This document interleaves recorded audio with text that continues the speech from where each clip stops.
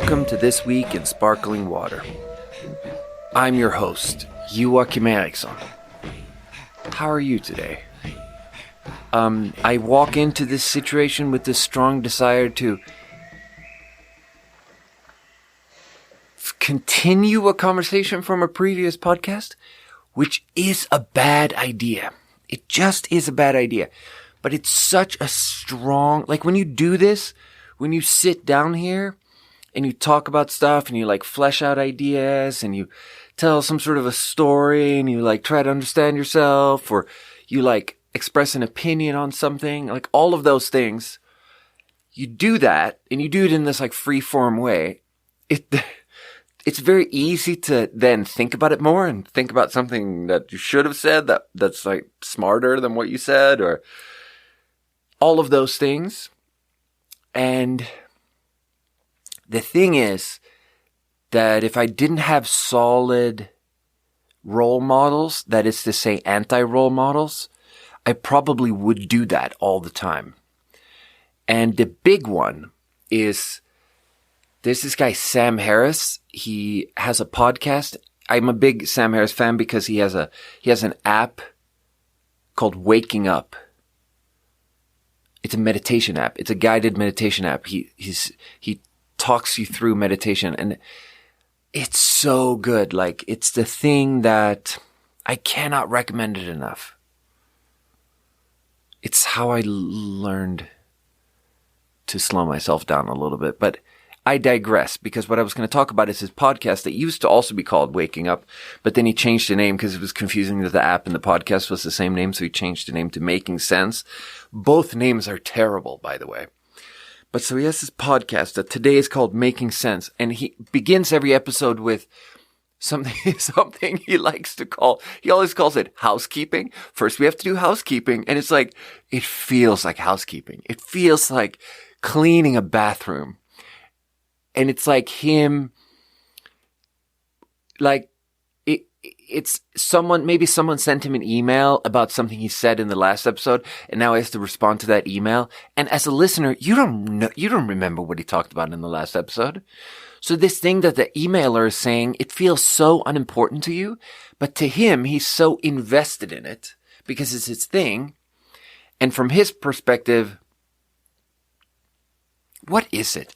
I understand it so clearly because it's such a strong feeling in me too. Because you have this, you put out an hour of yourself talking and then you feel this strong sense of, you feel protective. You want to defend yourself. You feel vulnerable and it's all stupid at the end of the day, you know, like it's all stupid. Like we all know it's all stupid. So you want it to be a little bit less stupid. So you want to talk about it in the next episode and be like, oh, yeah. So Sam Harris does this thing called housekeeping where he just sort of defends himself on these tiny, tiny unimportant points. And sometimes it goes on for like 28 minutes. So he does a hour and a half podcast and the first 30 minutes is just something you skip through. So because I've listened to that a lot, because I used to listen to his podcast a lot, I don't listen to it a whole lot anymore, but I used to. I learned to not do that. And that's what I mean by him being an anti-role model. And I think in my life I've had a lot of anti-role models and I must have talked about that before on the pod, but yeah. Could talk about a bunch of anti-role models, but that's neither here nor there. He taught me to not just rehash previous episodes, but I'm saying all of this because I'm going to break that rule and do that this time. Because 2 episodes ago, I think, episode 55, I think, I talked about a bunch of childhood memories that brought up shame. And it was things like, I go to a movie theater with my mom and I'm embarrassing my mom in front of some lady and my mom says something and I feel ashamed that my mom was ashamed of me. Or the big one was like, I'm in a classroom and I have this story from my family and And I'm doing the Sam Harris thing. I'm like recounting a whole thing, and it's so clunky. But the point is that there was one story, it's a micro story, luckily, where I was wearing white tube socks. I'm probably 13 years old. My cousin, who lives in a big city and is a cool big city girl, she's probably 11. She looks at my white tube socks and she's like, "Oh, you're wearing white tube socks?" And she's like, she just gives me a roasty look. Like, she doesn't even say anything mean. She just lets me know that it's like, that's not cool. I tell you that story again to say that after I put that out, I got some nice messages from people, but people related to it a little bit, but the good one was that David Phillips, friend of the pod, he was on 2 episodes of the podcast in season 1, and David Phillips listened to it and then told me that while we were living together in Shanghai 10 years ago, apparently I made fun of him for having white tube socks on. And so the point of the story I told on the pod is that she made fun of me for wearing white tube socks. And at the time, every single sock in my sock drawer was a white tube sock. And then after she said that, I never wore a white tube sock again. It's like, might go all black, might go color, all kinds. I've never worn a white tube sock since that day, okay? David Phillips listened to this episode and sends me this voice message where he's like, "Do you remember commenting on my white tube socks?" Because what happened is we were living together and apparently I made fun of him for wearing white tube socks. And he then stopped wearing white tube socks. It's like intergenerational cycle of abuse. I guess it's not. Can it be intergenerational and a cycle? I don't know, but it's like, wow. I perpetuated something there. I was traumatized as a 13-year-old. And then 10 years later, I traumatized David Phillips. And then 10 years later, I talk about it on the podcast. And then we all finally get to, wow. That just blew my mind, because what blows my mind about it is that I don't remember saying it to David Phillips. And you know what? I haven't asked, but I am certain that if I were to ask my cousin, Denise, if I were to ask her if she remembers being like 12 years old and making fun of me at 14, these are approximate ages, right? If she remembers making fun of my white tube socks, I promise you that she does not remember that. But I remember. So we're all perpetrators and we're all victims. And our memories are only of the times when we are victims. I mean, oh God. That sums up way more than I want it to sum up, but it does. Yeah. Oh, David Phillips. Yeah, he also said a really good thing about how, like, this story where, because I was telling those stories, like, trying to understand why they fuck up my mind so much, and I could only come up with the concept of shame, that it's like, it's just shame trauma, and it just was imprinted on me real deep because I was so ashamed in those moments. But it's like, the one story where I'm in the classroom and I'm retelling a story from my grandparents, which is clearly a family that clearly a story that in a family setting was encouraged, and it was like this positive thing, and everyone was like, "Oh, that's so interesting," just because you're with your family and everyone's like overly nice to you. And then when I bring it out into the cold, stark sunlight, the unforgiving sunlight of a elementary school classroom, Swedish public school, I was humiliated, and the guy made fun of me for talking about my motherfucking grandparents over and over. And then David Phillips was like, talking about how it's also a birth of like disintegration, because at a certain very young age, we're only one person. We only have one persona. We only have one identity. And then somewhere there, we learn to put on different masks, and we learn to put on different identities and personas, and you have to have a jaded exterior if you're going to survive 5 minutes in a Swedish public school. Swedish public school is so nice, though. Can I just say, like, yeah, I think everyone was really nice.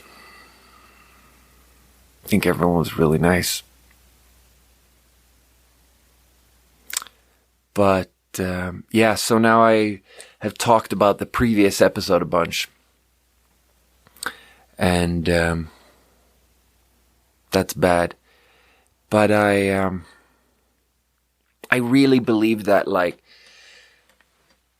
one sign of a truly successful artist is to not worry about it too much, and to not be a perfectionist, and to just create and be in a state of creation where you don't overthink it, and then put out and then move on. And it's so rare to have a mind that works like that. And those are the people that become successful at any form of content creation, any form of art creation, music, or, you know, whatever. And because the more average way to connect with those things is to want to go back and to overthink it, and to, I don't know what's more common. I just think it's, like people who, one interesting example in this space is Kanye West, because he's sort of the one exception, because I think Kanye West is a genius. I think he is the Beatles of our era. He is all four Beatles rolled into one. And he contributes more to the culture than anyone else. But the problem is that he knows it. So he's kind of like a hot girl that knows that she's hot, so you hate her. But it's like, Kanye West is still hot, though, you know? It doesn't change the fact that he's hot. But even though he's like that, he's many things, because he's also clearly very insecure. And he overthinks things. And he's crazy. And he's like rude, and he's got all these bad ideas, and he's like way too Christian now. And all of those things are flaws. And one of the things about him is that he will put out an album. I thought about this recently because I was just like working a little bit, like boxing up some stuff. And I was, I just basically parked my truck and put on an album. And I was like, let's just listen to some old Kanye. And I put on Life of Pablo, which is a Kanye album from, I believe, 2017. So I'm a big fan of this album. It's a great album. Everyone thinks this is a great album. It starts with that song, Ultra Light Beam, crowd pleaser. But the point is that you put on this album now in 2021, and every single song is different. Like I've never heard any of these versions of the songs. So I'm like, so one of my favorite songs on this album is called Wolves. And there's just a new verse on there. Like and it's like a weird streaming era thing where I guess it's just like this podcast in the sense that you put something on the internet and it's streamed on Spotify, and then Kanye West has access to an MP3. So just like how I could just upload a new MP3 and change it. I really dislike how I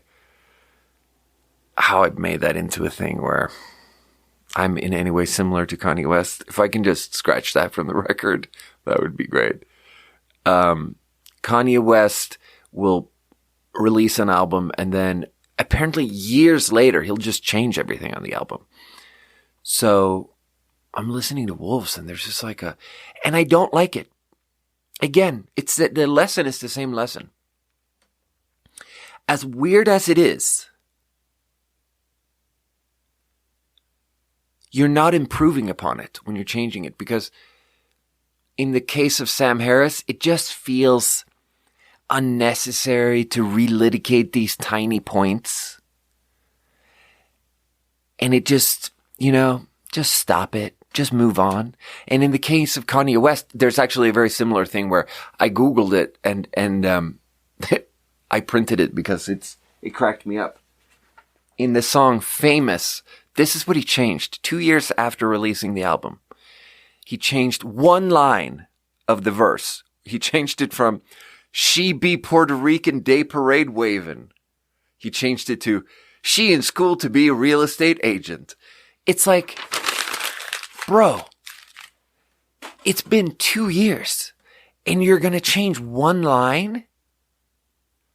Like, why are you doesn't that just speak volumes about, doesn't that just speak to an incredible insecurity? Like, just imagine Kanye West sleepless at night, going over it in his head, and then changing it. Changing one line 2 years hence. Or maybe he's like, I mean, I'm sure you listen to your own music every once in a while. I'm sure Kanye West is sometimes exposed to his own music, and then 2 years later, he just has another idea that he just wants to change the line. And it's like, there's a little bit of a difference from the Sam Harris example, because as a listener, if you like the song, you are now used to the song and you want what you have. You don't want anything to change. Like, we don't like change, which actually brings up this other thing, which is that David Phillips, next to telling me that I fucking bullied him into not wearing white tube socks, he also said he doesn't like the new intro music. God damn it, Dave. David, the new intro music is way better. But he was just like, yeah, I don't like change. And that's what I'm saying. I didn't like it when Kanye West put Vic Mensa on Wolves and lifted out the Frank Ocean part and made it its own track, which comes after, and it's now called Frank's Track. And the horrible thing about the streaming age is that I don't own any of it. So I can't go back. I mean, I can go back in the sense that I can illegally download the fucking original version, I'm sure. But I can't in America, though. Then you have to go to prison. And I'm not going to prison. If there's one thing I've decided in the year 2021, it's that I'm not going to prison.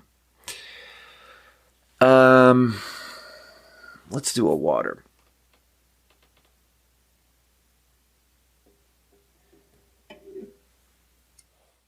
So we're doing Blackberry today. Revive Blackberry Sparkling Probiotic. Sparkling Probiotic. Yeah, we're getting more and more probiotics in the... Last season was normal, sprinkled with some caffeine and some CBD. There was a lot of CBD waters, a lot of caffeine waters. This season is going to be a lot of probiotic waters. Probably going to get some tepache in the mix. Blackberry. Oh, dude, blackberry's low-key delicious. This smells good. Blackberry grape, though. You know I don't like grape.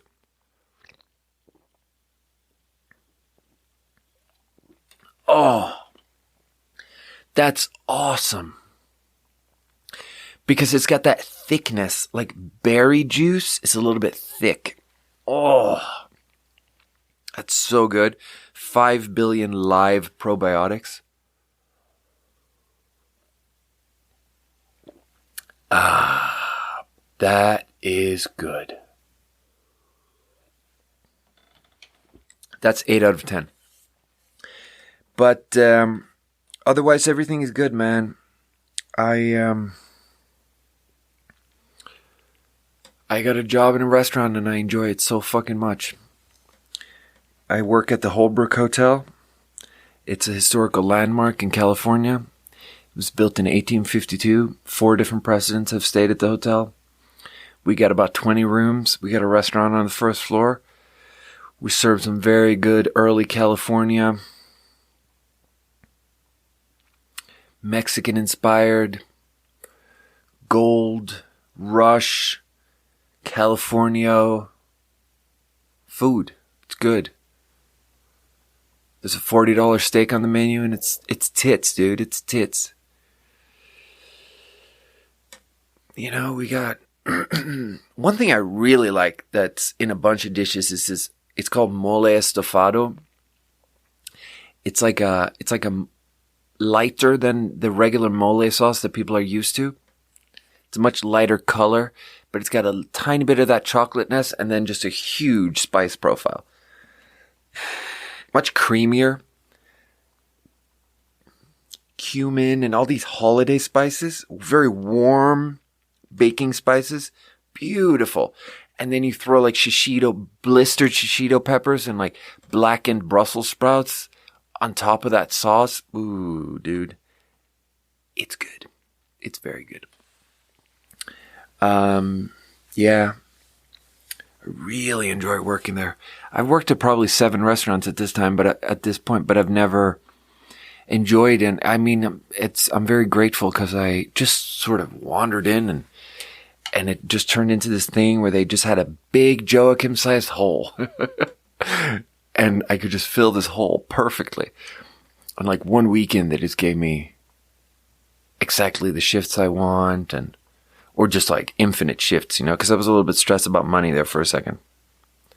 And it's just like a nice wine list, wines that I'm like familiar with. And man, I love talking about wine.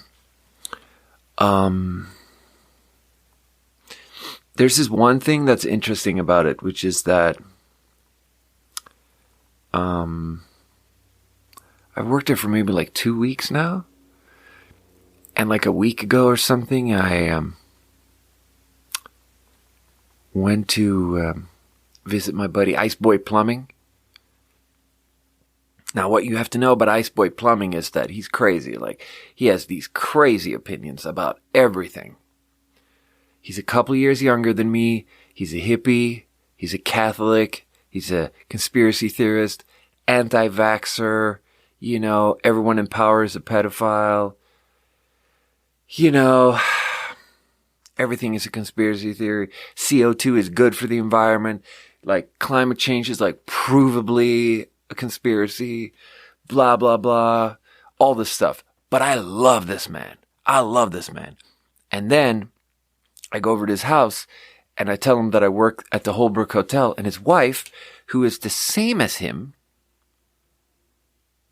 ideologically, the first thing she said was, "What? You work at a restaurant? Don't you feel like a slave? Aren't you kind of a slave?" That's what she said. And she's less of a diplomat than him, you know? Like, the two of them agree on everything. But the interesting thing about it is that it was actually very nice that she said that out loud, because that's like one of my fears. Like, that's one of the things I'm sensitive about, that I feel like people are going to think I'm a loser because I like work in a restaurant and it's not a real job or something. And, you know, those kind of fears that people just think I'm a slave. And then when she said it out loud, it's like that thing I talked about multiple episodes ago where like Ingrid published her book and she got a terrible review. And then when the worst thing happened, it's like, oh, this is what it feels like. Like, when the worst thing happens, the ground doesn't open up beneath you and swallow you in flames. When the worst thing happens, everything is just the same. And the worst thing is that someone's like, looks at me and thinks I'm a slave. And then when she said it out loud, I was like, oh, okay. And then it made a big impression on me that she said that, but I couldn't actually respond because we're at this like garden party.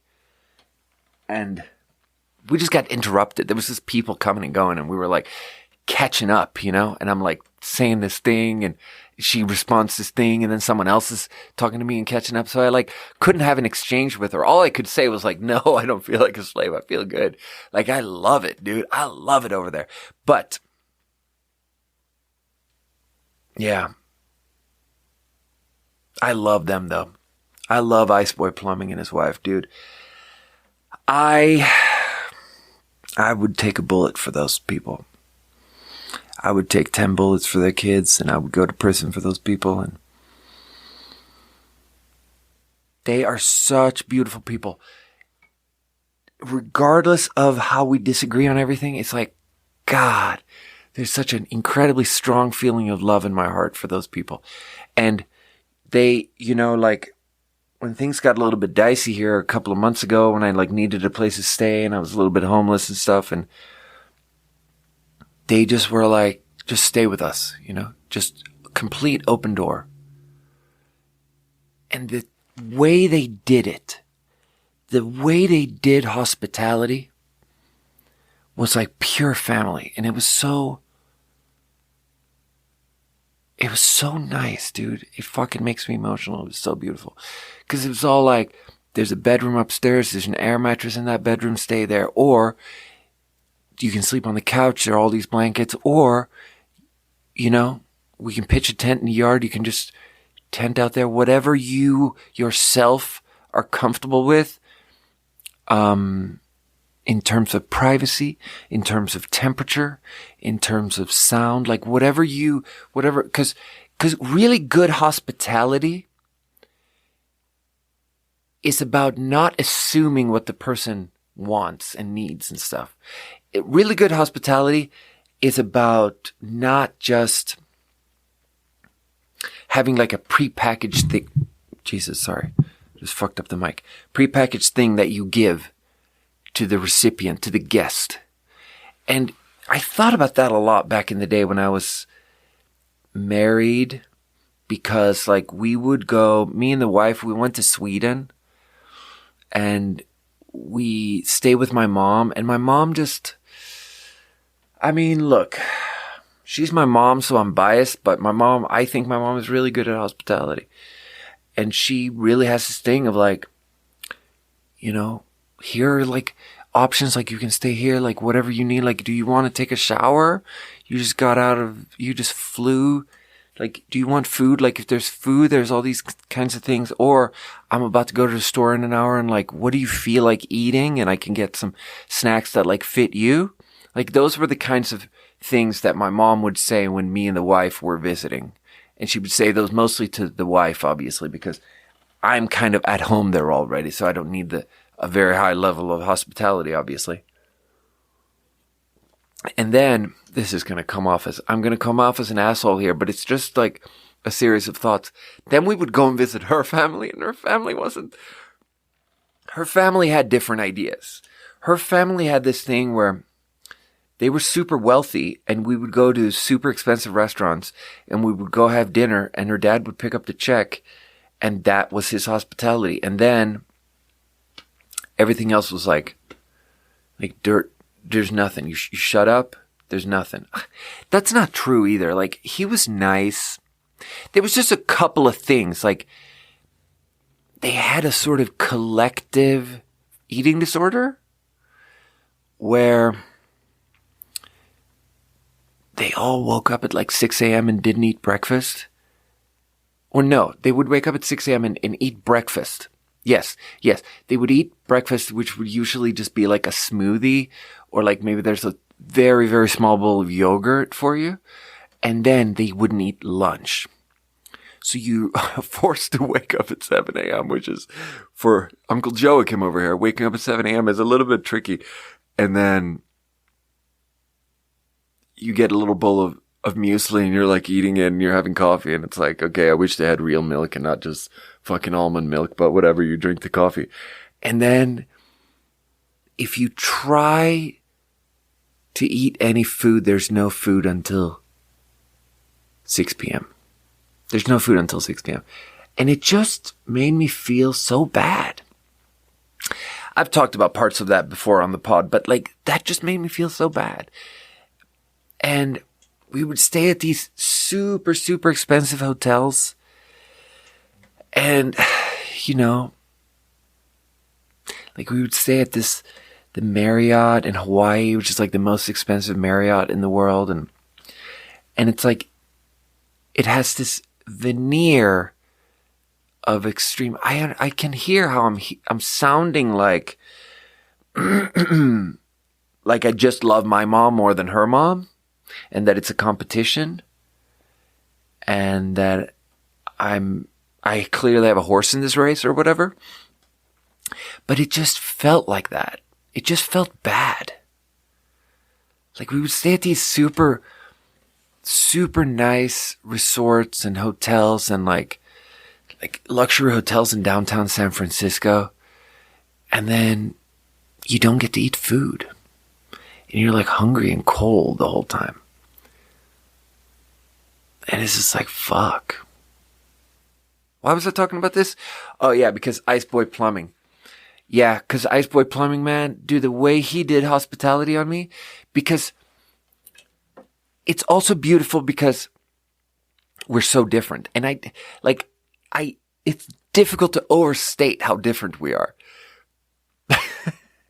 Like, it's not just the political and ideological thing. It's like, Iceboy Plumbing just has this sort of farmer vibe where he's like real chill about being real dirty, but he doesn't project that onto other people. That sounds like spraying dirt. Like, I don't mean that he doesn't spray dirt. I just mean that when I'm a guest, he doesn't assume that I have at all the same frame of reference as him. So the first night I showed up there, I remember being there and being like a little bit sad and stuff because I was feeling a little bit homeless. And like, Iceboy Plumbing is like farming all day and covered in dirt, and he just goes to bed all dirty and he doesn't give a fuck because he's a fucking real American, and he's the type of person that if shit falls apart, he will rebuild this country even better than it is now. Like, he is a more powerful man than you've ever met, but he goes to bed real dirty. So I'm sitting there and I'm like, oh, I don't want to go to bed real dirty. Assuming that just because that's his frame of reference, that's their frame of reference, that I have to be part of that.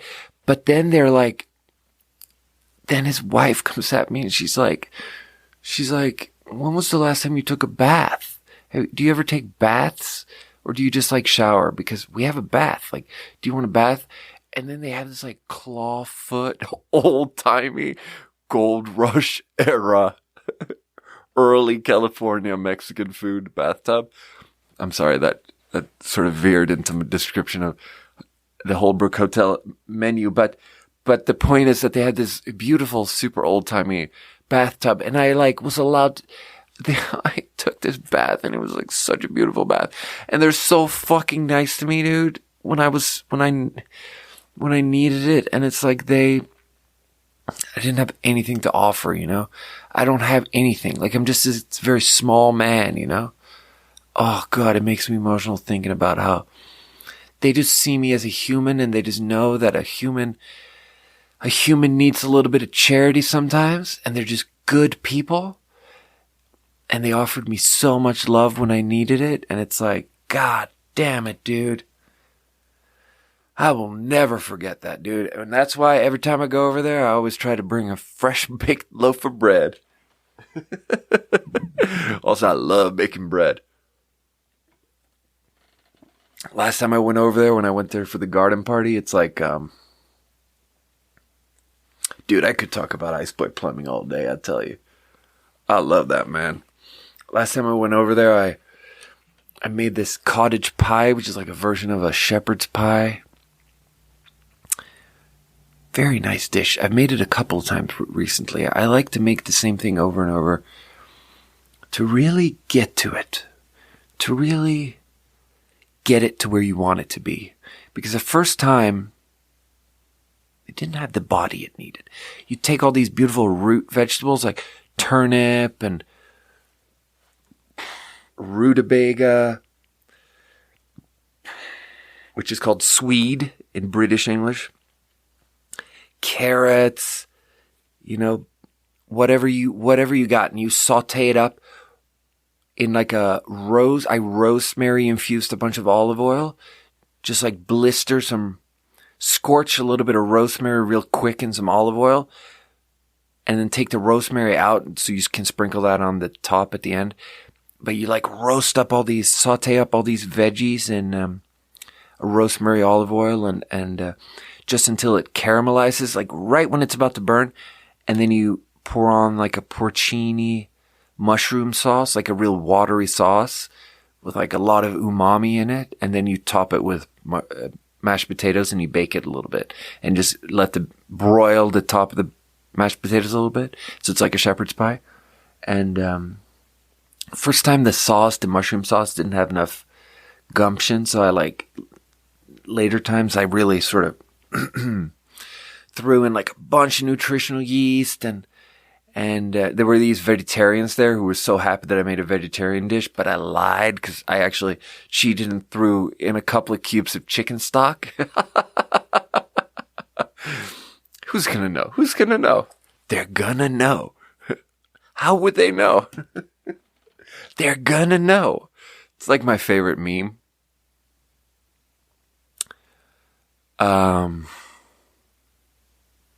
Yeah.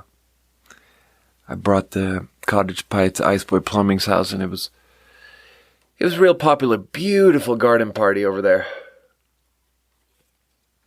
They live off grid and they have solar and they don't have cell phone reception and they don't have Wi-Fi or internet or anything. They just have a landline phone that they don't like to pick up. And, yeah, they have a beautiful life. Beautiful. And, watching Iceboy Plumbing and his wife is so helpful for me to realize what I look like from the outside. Because sometimes I watched him. I remember the one time I woke up and they were sort of arguing about a thing. Arguing sounds bad, like they were fighting, but they were like hashing out a real issue, like a thing about phone use. Because they're both... It's a beautiful corner of being a hippie conspiracy theorist. They're both very anti-phone and anti-internet and anti-social media and anti all those things. Like, they're obviously not on social media. But they were arguing something about, like, she thought he was on his phone too much. He was reading the news too much. And she's like, the news is like how they fucking program you. And you know that. And you're fucking being programmed because you're on that fucking thing too much. And he's on it not that much compared to most modern citizens. Because he's on it like when he drives into town, he'll pull over, I think, and hang out on his phone and read an article for a bit, Because he's a worldly educated man. He is so... I hope to have him on the podcast one day, actually. It's just that he's got kids. It's hard with people that have kids. Like, people with kids are so busy. It's kind of like either you have kids or a podcast. You can't do both. I've never had anyone on the podcast who had kids. No, that's not true. Matt was on.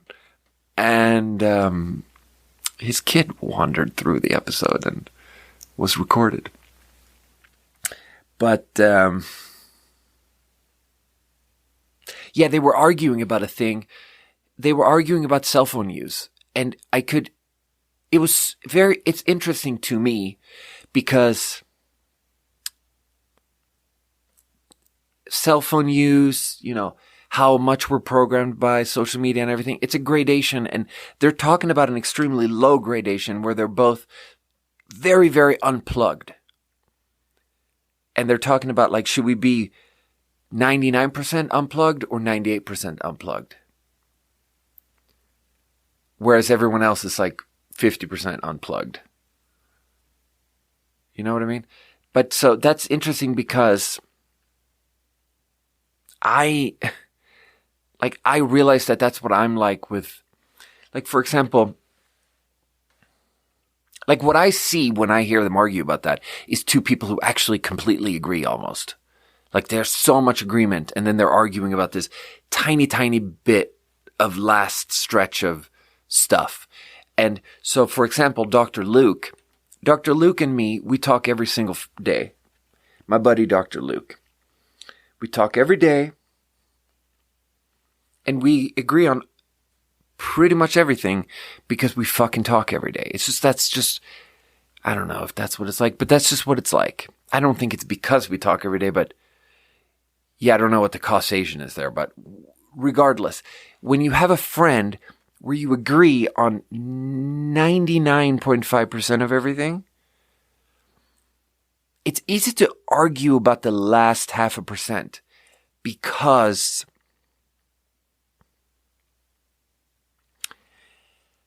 you're so used to agreeing with each other that it's like surprising and weird and uncomfortable that you have this one area where you agree. Like you have 99 topics where you agree.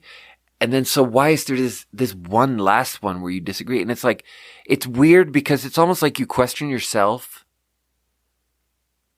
Because you're like, I have these 99. Am I wrong on this last one? And it's just a very frustrating thing where you can't, there's no harmony there.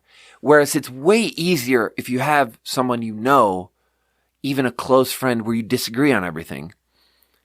It's way easier to just be like, you come upon a new topic and you find that you would disagree again. It's way easier to just be like, yeah, we disagree. And that doesn't feel disharmonious. Like me and Ice Boy Plumbing disagree on everything. I don't think there's a single thing. The weird thing is that there's a lot of conclusions where we agree, but how we got there is totally wrong. Like, he thinks that environmentalism is a hoax, but he also, lives a really sustainable life. You know? That's the thing about it. If you're enough of a prepper, completely solar, completely off-grid, growing your own, you have a garden, grow your own food, and you just go to the fucking co-op and get some organic bullshit. It's very fucking sustainable. Some super local stuff.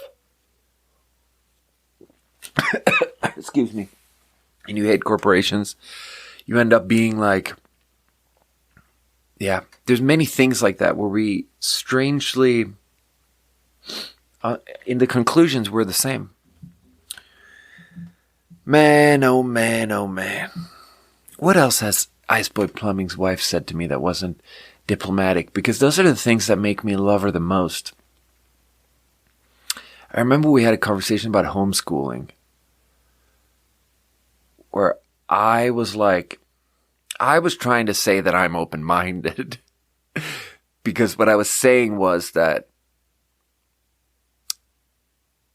we had a brief conversation about homeschooling, and then I went home and Googled it a little bit, and then I actually updated my opinion. I actually took in new evidence and sort of changed my mind a little bit because I thought that homeschooled kids probably do really bad. We came into it because all the kids around me here are all going to get homeschooled. Partly because in California you have to be vaccinated to go to school, and no one here is vaccinated. Regular kid vaccines. It's not a regular kid vaccine as far as the eye can see. So none of these kids are going to be allowed in regular school. And it made me feel a little bit worried because I was like, are we dooming these kids to some sort of yes, I understand that you live off-grid and you live in the forest and you live on the end of this dirt road and everything. But it's should you really banish your kids to be stuck at the end of a dirt road? As much as you are building a paradise on this plot of land that you own, where you're building this sustainable, beautiful thing, I think it's still good to give your kids the freedom to be allowed to wander off it and have opportunity off of the land too. And I was my worry was sort of that I was like, if all these kids get homeschooled, can they never will higher education shut them out? Can they never exist in a sort of like, fucking modern economy of what's that word I'm thinking about? Knowledge worker. Can they be knowledge workers or can they be factory workers? There's two people in the world. But anyway, so I go home and I Google it and I'm like stunned to find that statistically homeschooled kids actually go on to, at a higher rate, get a college degree and they do better in college. And that was surprising to me because I don't know. I mean, from my context of going to Swedish public school is good. And you get, I feel like I've talked about some of this on the pod already. It's hard for me to remember. But, yeah, the point was that I was like, okay. I mean, what I learned really is that American public school is shitty. So if you go to American public school, it's so shitty that it's better to just have your mom read to you from a book. And your mom does not understand the finer points of how to teach someone something. Your mom doesn't understand it very well. Whatever. It's still better than American public school. Roughly speaking, that's what I learned when Googling it a little bit. And then I had a second conversation with Iceboy Plumbing and his wife. And I was like, trying to tell them that I'm actually kind of open-minded. I'm kind of an open-minded Swede who's willing to update his opinions. And I was like, oh, it's actually really good. And then she was like, so abrasive. Yeah, I don't know. I don't even remember what she said that was super abrasive, but it was super abrasive. About just like how the fuck could you think that school is good? They just fucking want to brainwash you in those fucking schools, I just love, she's so raw, dude. Dude, she is so raw. And it's beautiful, and she just lets God direct her thinking, and what comes out the other end is perfect every time. Let's do another water. This one was absolutely delightful. Revive. Definitely giving that 8 or 9 or something. Second brand here. Drink Simple. Now the crazy thing about this one is Javi just sent me a picture of this one day. And you have to understand, I've reviewed like 200 sparkling waters now on the pod.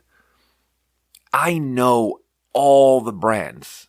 Like, I'm not running out of water to review because I have the next 10 episodes. Like, I have flights for the next 10 episodes already put together. Excuse me, I keep burping. I apologize. It's already on the wall. It's ready to go. I have plenty of water. But new brands rarely come along for me. Things I don't already know. Especially like when people come at me with like, oh, have you ever heard of something called Spindrift? It's always like, yeah, that's a little bit like when people are like, are you from Sweden? Have you ever heard of IKEA? And somehow that happened this time. Somehow I was from Sweden and I hadn't heard of IKEA. Because Javi sent me a picture of this. The brand is called Drink Simple. He found it in something which is a store where half of the store sells sex toys and the other half is a bodega.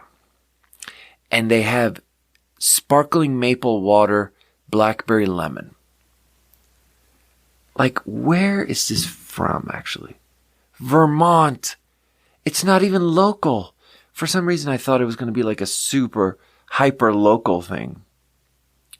Oh, they have an Instagram account. Drink Simple. That's what they always do. They always do drink. Drink and then the name of the brand. Ooh, I just cut my fingernails. Ooh. All right. Blackberry. Okay, so that's way more. The lemon is very dominant. On the nose, the lemon is very dominant.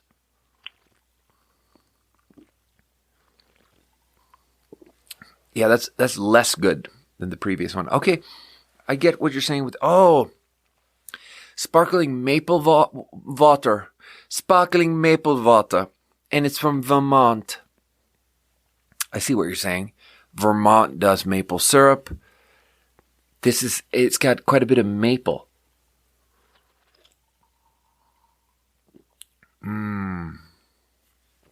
Yeah, I mean, it's the classic formula where you take acidity and sugar together in a beverage and create a sort of foundation. Like every single cocktail in the whole world has lime juice and simple syrup, lemon juice and simple syrup. Because that's nice. And then you add something to that. Then you add a hibiscus rhubarb strawberry shrub. Then you add whiskey. But you're going to need something sour and something sweet. And this is pretty basic because it's mostly something sweet and something sour. But then there's these hints of blackberry and hints of maple. And maple is a nice type of sweet. It's like molassesy, raw, unrefined, very round type of sweetness that you really associate it with these like brown sort of colors. Yeah, that's not bad at all. That's a 7. That's a 7 out of 10.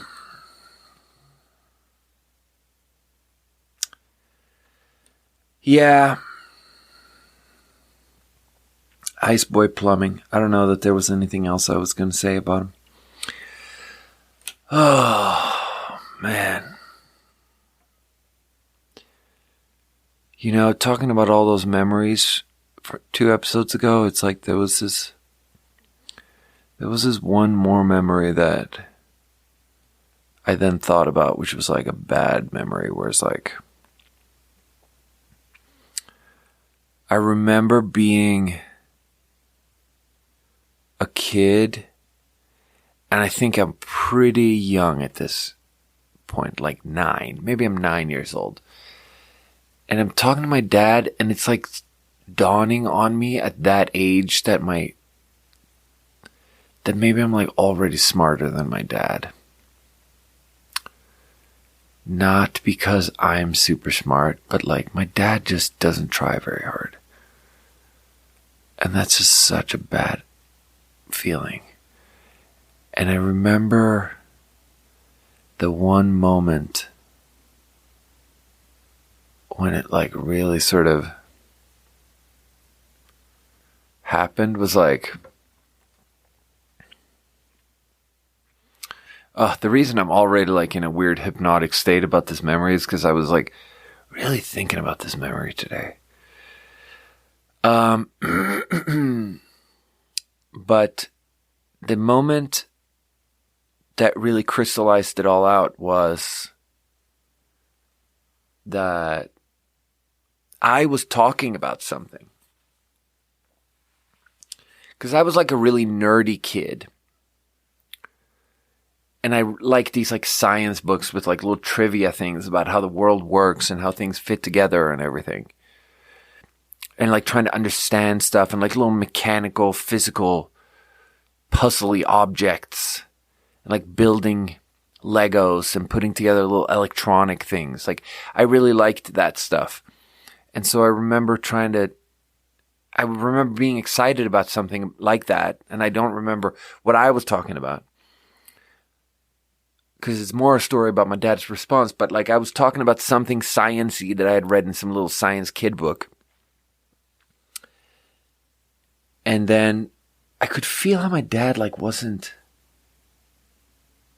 following me or something. Like not, oh God, this is like so mean, dude. Anyway, I just like felt like I got a little bit frustrated because it's related to this feeling that we still have, and I talk to Dr. Luke about this all the time. This feeling of frustration where you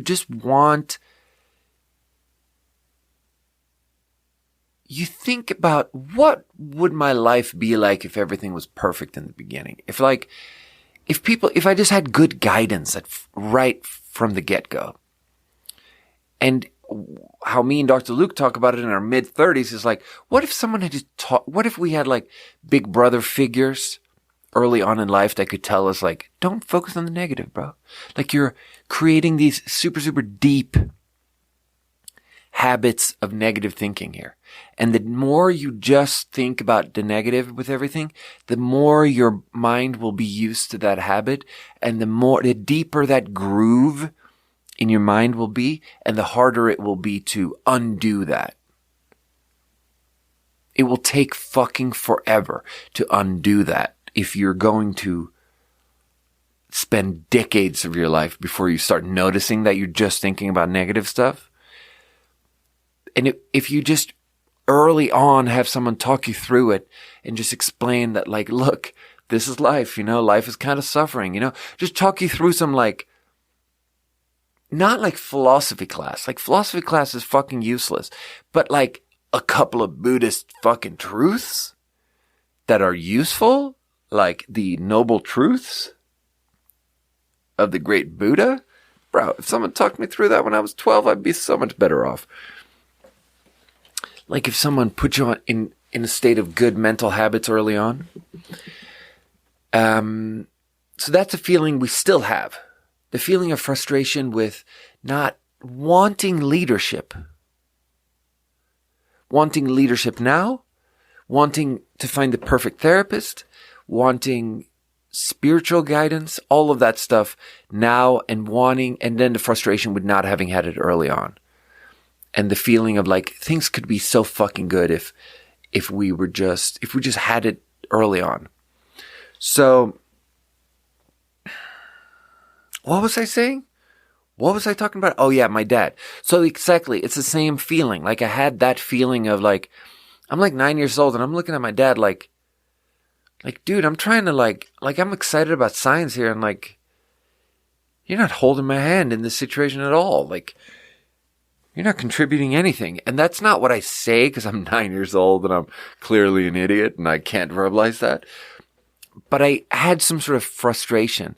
And then, what I said was mean, probably. What I said was like, I probably like called him an idiot or something. Because I felt like, that's just how I felt. I just felt mean. I just felt angry. Like it was just an anger response, I think. Where like I just said something mean to my dad because he didn't like, I wanted him to teach me science and he couldn't. And so I say something mean to him, and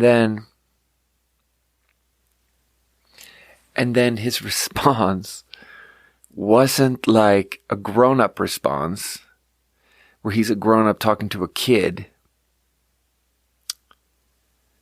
It was a weird like other thing where he already felt inferior to me. And I could like sense that immediately. And he already felt like he had something to prove. And he like lashed out, and his way of trying to prove that he was smart was that God, this memory has stuck with me. He was like, oh yeah, you think you're so smart? What he said was, oh yeah, you think you're so smart? Well, do you know what, and then he just listed off like some fucking, okay, background. My dad sold like pressure gauges for a company. He wasn't an engineer. He didn't know how to build a pressure gauge. He didn't really know how they worked. He didn't really know how to install them in a factory, but he could sell like 1,000 of them to some Germans that are about to build a new factory, and they need 1,000 pressure gauges for use in this factory. So he was familiar with his product line. So he just like spouted off some like, well, do you know what a 100 bar fucking V-neck bent guy, he just said a bunch of words I didn't understand. Pressure gauge. Do you know what this fucking type of pressure gauge is? And the thing is, that when he said it, even at 9 years old, I could like tell that it's like, ooh, like that's not smart. You're just like saying products from your work. Like you're just saying names of products. Like if you actually explained to me how a fucking pressure gauge worked in a factory, I might find that intellectually interesting. But like just saying the name of it because you know how to say the name of it when you're trying to sell it is like not smart. It's not about how things work and ideas and mechanics of stuff. Jesus, I keep hitting the mic. It's not about like, it's not intellectually interesting. There's no curiosity there. It's just like a couple of numbers and like a weird name for a pressure gauge. Like that's not smart at all. And it was such a sad fucking moment, dude. And it was so sad that I didn't even say anything. Like I didn't even say to him like those things, even though those things were clear to me. Like the things were like, ooh, like you feel intellectually threatened by a 9-year-old. And your way of defending yourself is to just sort of talk about some weird names from work just because you know that the 9-year-old doesn't know those names. Like, you don't have a single, like, interesting idea. I don't know. I don't know what I wanted. But yeah, because like the correct way to to respond to the 9-year-old is not to be like, ooh, well, you don't know, but Karl Marx's Communist Manifesto, just because that's an idea instead of like the name of a pressure gauge. Like that's clearly not the right way to respond. The right way to respond is to more be a grown up and be not threatened by a 9-year-old and be more like, look, bro, like we can fucking talk about this shit if you want to talk about this shit. Like, whatever. Like, bring me your fucking science book or whatever. I mean, okay, the really correct way is to also be excited about it with your 9-year-old, I guess, or whatever. But like, depending on which circle of hell you're trying to go to here. But, you know, like, how good do you want to be at it? But the point is just that what he did was like the lowest form of response as poorly executed as you can imagine. That's what I'm saying. So poorly executed that even a 9-year-old could tell that the man was just kind of struggling. And god damn, dude. God damn, dude, that made me so fucking resentful. And that's unfair. That's unfair. None of that makes any sense. We were just different, you know? He just wasn't interested in that, and I was, and yeah. I was so unfair to my dad. I was so unfair. And now I feel guilty about all of that. I feel guilty about sharing that whole thing. But the thing is that it made a fucking big impression on me back in the day.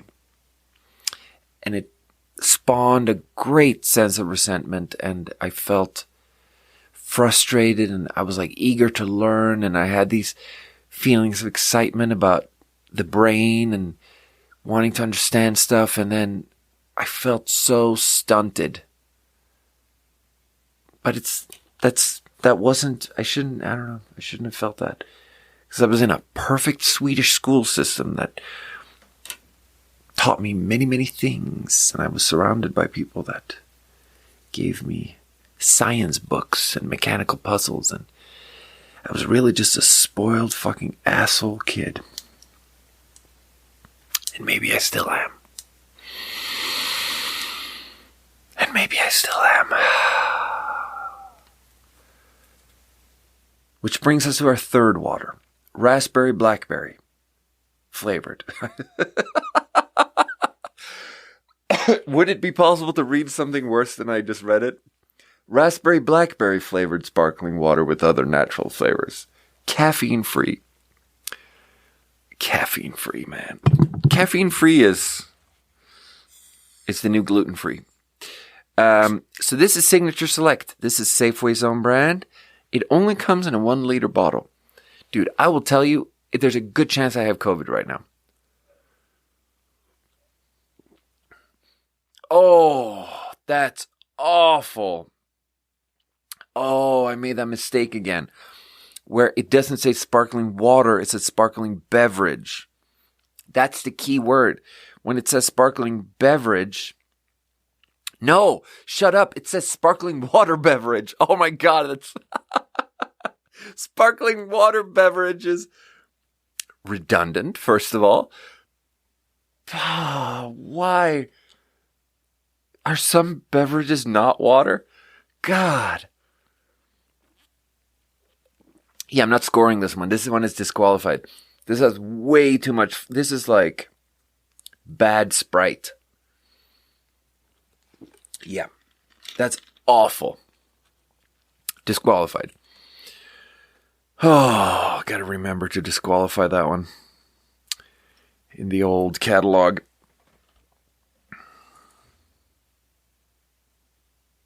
There's a good chance I have COVID right now because I went on a couple of dates with this one girl and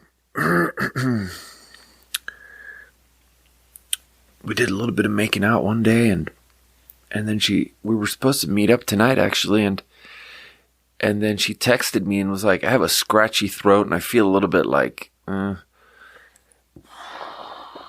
she said she might have COVID basically. And she didn't cancel our date. She was just saying that, in these trying times, it's polite when you're about to meet up with someone to just give them the information up front and be like, I do have a scratchy throat, just so you know. And then I kind of took that as an opportunity to cancel because I was extremely tired because I have worked all these fucking brunch shifts at the restaurant.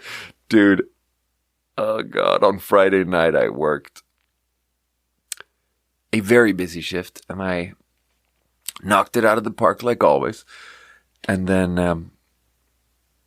I was told that I was a cocktailer for the bartender, which is a very unclear role where you're supposed to help the bartender and maybe be a bar section server and maybe be a bar back, blah, blah, blah. The point is that I just thought that it was my job to help her. And then it turned out that she was like this person who hangs out for a long time. So at midnight, I was like, okay, I can't actually help you close this restaurant anymore because you're taking forever with this. And I have to be back here at 9 a.m. And I just could have left an hour earlier, but I stayed an hour extra just to be helpful, even though I had to be back 9 a.m. the next morning. Made no sense. Made no sense. So my manager was like, that's the first time I've seen you even mildly frustrated. That's what he said. And I was like, yeah, I have to remember to be less helpful. Yeah. So I didn't get a lot of sleep that night. And then I couldn't fall asleep early yesterday. And I didn't get a lot of sleep. And I did another brunch shift this morning. And it's tough, dude. It's tough, but I love it. I love it. Yeah, dude. It's going to be a real challenge because some restaurants, when you work there, it's like they don't have much of a brand or like brand idea or they don't care. And I could talk about them on the podcast all I wanted, especially on a podcast with 0 listeners. But this one has like a very manicured, tightly controlled social media presence, online presence, very tightly controlled brand. to the point where like even when they write little passive aggressive notes to the employees in the sort of office area, even that is like with the correct font and the correct logo. And it's like, keep it tidy, folks. Remember that you can't leave your stuff here, because if you leave your stuff in area A or B, the guests can see it. Even things like that are like typeset properly. So it's very low probability that anything would ever happen if I talked about it at the restaurant at all on the pod, but I just really like to talk through my life, and now I'm spending all this time in the restaurant, and but it's, so far everything's just so nice there, dude. And there was one girl I didn't like, and she immediately got fired. It was incredible. It was like the one thing I didn't like about the job, and like 4 days in, she just didn't show up for the shift, and I was like, where's she at? And then everyone's like, it's all good. We figured it out. And I was like, yes, we figured it out. Yeah, she's not coming back. I didn't even, in my head, I was like working on this email to send to management about like why this person needs to be fired. And I just like held off for a bit because I just had a feeling like maybe this one will go the way of the buffalo on its own, go the way of the mammoth. Oh. And it's funny because, okay, I'm going to say this and it's mean, but no one is listening because we're 1 hour and 10 minutes into the pod, but fuck, why do I have to say all these things? Oh God. So my absolute first night I spent at this restaurant, I like worked there and everyone is nice and it's like a really good time. But then there's this person that I don't like. And then that person. And then I go home for my first night I ever spent in the restaurant. And then I'm chilling with Javi in the living room and we're talking and I'm on the dating app on my phone and I'm just like swiping. And this person's profile showed up. The person I don't like. 2 hours after I met her for the first time. I mean, I immediately knew I didn't like her, and then I go home and then her profile shows up and her profile was crazy, dude. Her profile was like, it's mean, but like she's not very pretty. And her profile was all like, it was all like, don't ask for nudes if you're not going to pay for them. It's like, bro, what are you talking about?